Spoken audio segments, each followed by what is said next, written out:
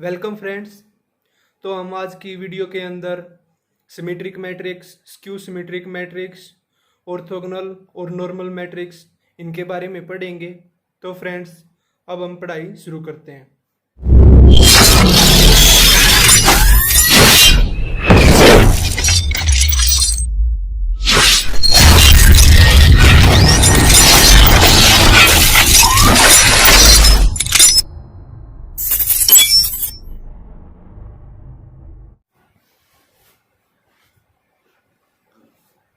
तो फ्रेंड्स, आज हम स्पेशल टाइप ऑफ मैट्रिसेस के बारे में पढ़ेंगे। जैसे कि स्पेशल टाइप में सबसे पहले जो हम पढ़ेंगे वो है सिमेट्रिक मैट्रिक्स। सिमेट्रिक मैट्रिक्स क्या होती है? अगर मान लेते हैं हम, अगर ए कोई एक मैट्रिक्स है और अगर हम उसका ट्रांसपोज निकालें और अगर ए और ए ट्रांसपोज आपस में इक्वल आ जाए तो उसको हम क्या कहेंगे? Symmetric matrix. अब एक हम एग्जांपल लेकर देखते हैं, फिर इसकी कुछ प्रॉपर्टीज पढ़ेंगे। 1 2 3 4 5 6 7 8 9। अब देखिए, ये एक डायगोनल एलिमेंट है, ये इनके डायगोनल एलिमेंट्स हैं और हमें पता है कि अगर हम इसका ट्रांसपोज करें तो डायगोनल एलिमेंट सेम पोजीशन पर रहते हैं। देखिए, जैसे मैं करके दिखाता हूं, 1 2 3 4 5 6 7 8 9।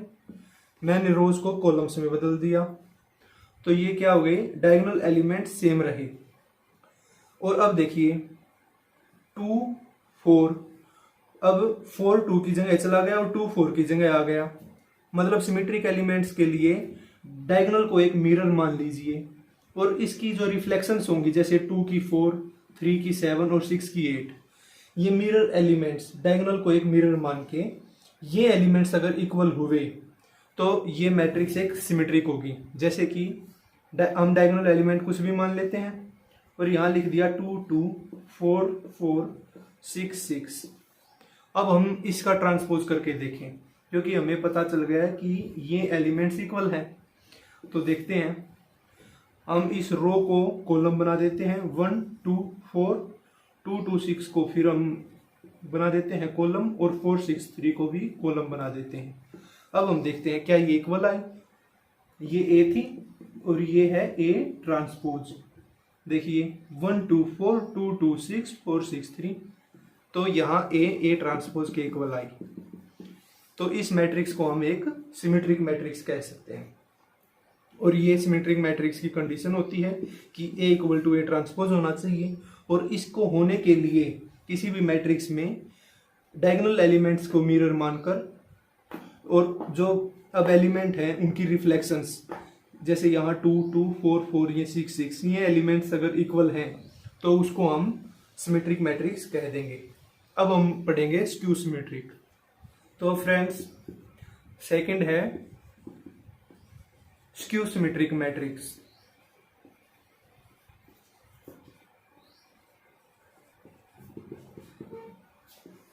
अब हमें पता है सिमेट्रिक मैट्रिक्स की कंडीशन थी A is equal to A transpose, तो स्क्यू सिमेट्रिक की हो जाएगी condition A is equal to minus A transpose.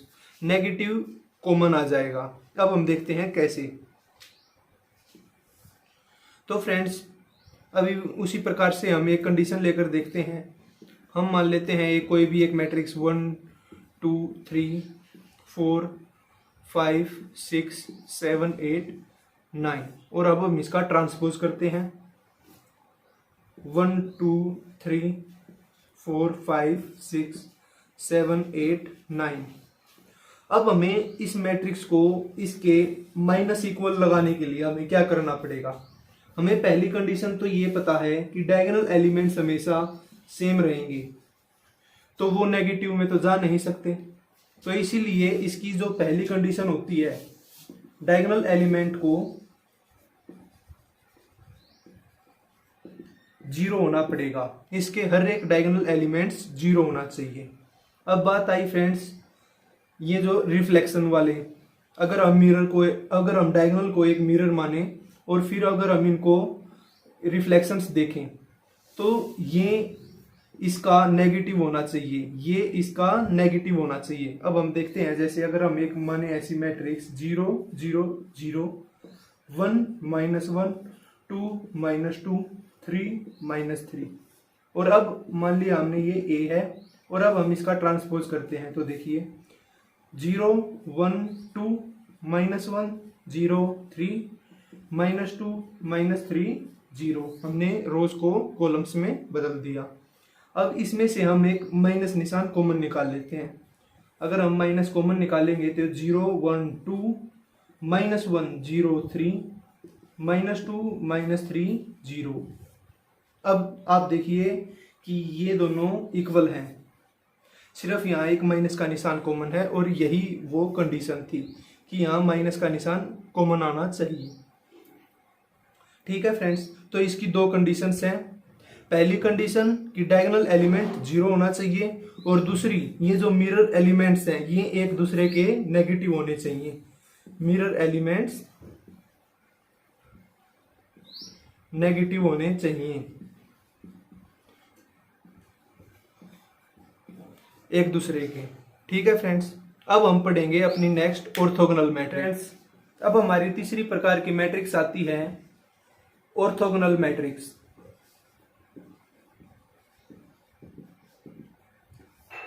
तो फ्रेंड्स, अब ऑर्थोगोनल मैट्रिक्स क्या होती है? ऑर्थोगोनल मैट्रिक्स के लिए पहले हम दो रिवीजन कर लेते हैं। हमें पता था A is equal to A transpose symmetric और A is equal to -A transpose skew symmetric. अब हम ऑर्थोगोनल पढ़ते हैं।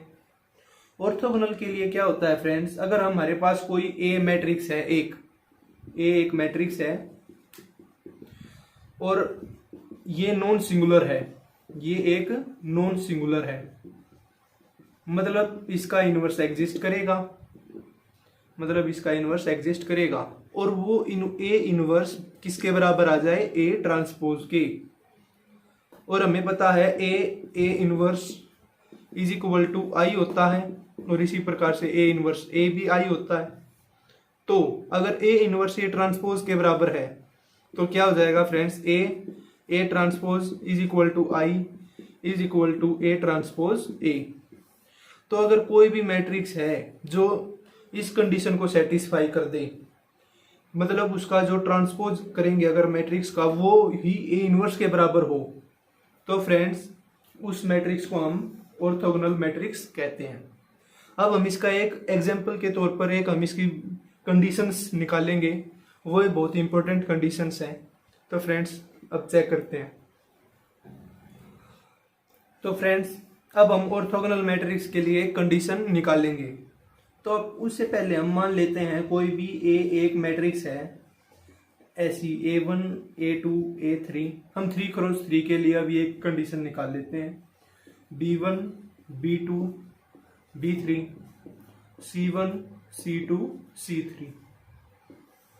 तो इसका A ट्रांसपोज क्या होगा फ्रेंड्स? इसका A ट्रांसपोज होगा, इसकी रोज को हम कॉलम्स बना देते हैं, A1 A2 A3। इसी प्रकार से सेकंड को भी B1 B2 B3 C1 C2 C3। अब ये इसका A ट्रांसपोज है। अगर हम ये कोई एक है मैट्रिक्स A और ये है A ट्रांसपोज, ऑर्थोगोनल के लिए क्या कंडीशन थी? A transpose is equal to I। अब ये I के बराबर आएगा 1 1 1 0 0 0 0 0 0।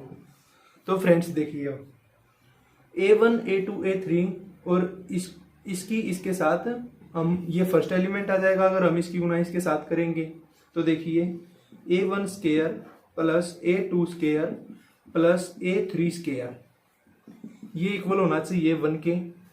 और इसी प्रकार से इसके साथ प्रोडक्ट करेंगे तो ये एलिमेंट आएगा, मतलब B1 square plus B2 square plus B3 square, ये भी इक्वल 1 के होना चाहिए। और इसी प्रकार से अगर हम इसके साथ प्रोडक्ट करेंगे तो यहाँ 1 आएगा। तो C1 square plus C2 square plus C3 square equal to 1 होना चाहिए। ये 3 कंडीशंस आई और इसी प्रकार से हम ऐसी 9 कंडीशंस निकाल सकते हैं, 1 2 3 6 एंड 9।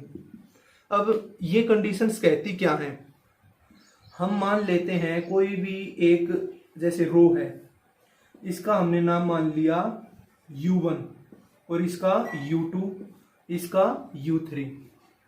अगर हम U1 की U2 के साथ, अभी पहले हम U1 के साथ प्रोडक्ट करें, डॉट प्रोडक्ट।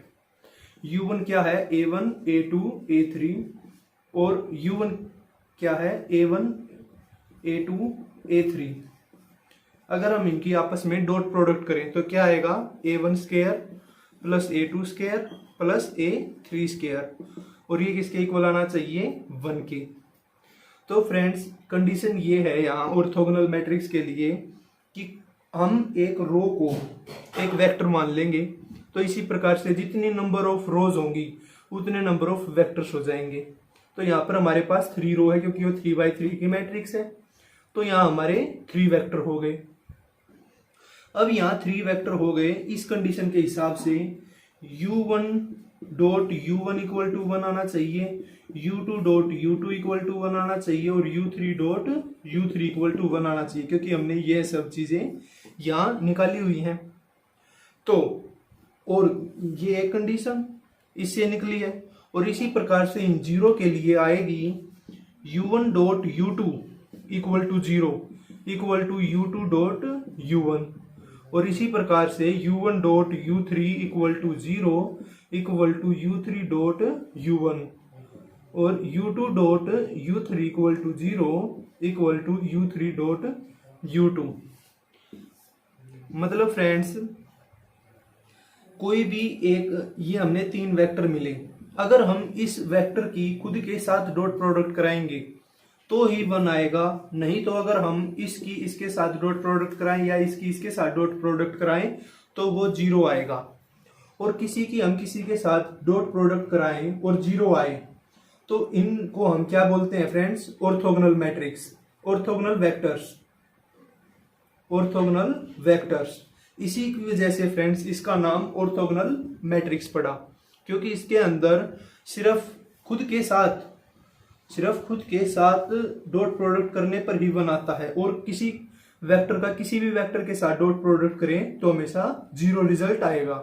इसीलिए इसका नाम एक ऑर्थोगोनल मैट्रिक्स पड़ा, क्योंकि किसी भी 2 वेक्टर की जब हम डॉट प्रोडक्ट करते हैं तो अगर वो 0 आ जाए तो हम उसको कहते हैं परपेंडिकुलर, मतलब ऑर्थोगोनल। तो इसीलिए फ्रेंड्स अब लगता है ये कॉन्सेप्ट आपको समझ में आ गया होगा। अब हम बढ़ते हैं अपने नॉर्मल वेक्टर की तरफ, नॉर्मल मैट्रिक्स की तरफ। वेक्टर्स या फिर मैट्रिक्स। अभी हमने यहां एक बार हम रिवीजन करते हैं। अगर एक मैट्रिक्स ए है वो ए ट्रांसपोज के इक्वल आए तो क्या था? सिमेट्रिक। अगर ए कोई मैट्रिक्स है वो आए इस प्रकार से माइनस ए ट्रांसपोज के तो वो क्या था? Skew symmetric. और अगर A inverse is equal to A transpose आए या फिर A transpose is equal to A transpose A is equal to I आए तो क्या था? ऑर्थोगोनल। अब बात आती है नॉर्मल मैट्रिक्स की। नॉर्मल मैट्रिक्स क्या होती है फ्रेंड्स? जिसके अंदर मान लेते हैं हम ए कोई भी एक मैट्रिक्स है, तो ये मैट्रिक्स अपने ट्रांसपोज के साथ कोम्यूट करे। कोम्यूट एक लॉ होता है, हमें पता है A B is equal to B A, इसको हम कोम्यूट लॉ बोलते हैं। मतलब ये ट्रांसपोज के साथ करना चाहिए, मतलब एक matrix A transpose is equal to A transpose A. इसको अगर कोई मैट्रिक्स ये सेटिस्फाई कर रही है तो इसको हम बोलते हैं नॉर्मल मैट्रिक्स। अब हम कह सकते हैं कि कोई भी चाहे सिमेट्रिक मैट्रिक्स हो या स्क्यू सिमेट्रिक हो या फिर ऑर्थोगोनल हो, ये तीनों नॉर्मल होती हैं। और जरूरी नहीं है सिर्फ यही तीनों, कोई और मैट्रिक्स भी नॉर्मल मैट्रिक्स हो सकती है। ओके फ्रेंड्स, सो फ्रेंड्स आज की वीडियो में बस इतना ही, और टॉपिक्स हम अगली वीडियो के अंदर कवर करेंगे। और अगर आपको भी ये वीडियो अच्छा लगा हो तो like and share it. Okay friends.